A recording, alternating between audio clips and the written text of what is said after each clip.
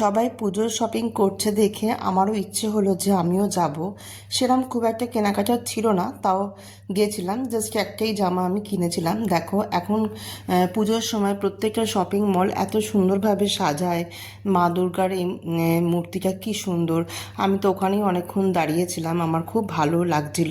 আর চারিদিকে এত আলো দিয়ে সাজিয়েছিল, মানে পরিবেশটা সত্যি খুব মানে মন মুগ্ধ করার মতোই।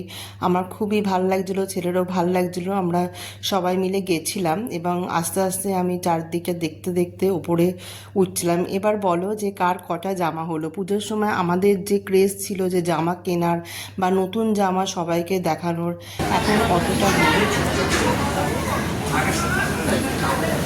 এখন অতটা নেই, কারণ এখনকার দিনে ছেলেমেয়েরা সারা বছর ধরেই জামা কাপড় কিনছে। কিন্তু আমাদের সময় পুজোর জামা মানে একটা স্পেশাল কিছু, এবং বাড়িতে লোকজন এলে সমানে পুজোর জামাগুলো বার করে করে দেখানো একটা হ্যাবিট ছিল আমার। আমি তো বেরিয়ে পড়েছি পুজোর শপিং করতে। তো তোমরা এত সবাই শপিং করছো দেখে আমি ভাবলাম যে আমিও বেরিয়ে পড়ি। আমার সাথে আমার ছেলেও এসছে, আমার সঙ্গী।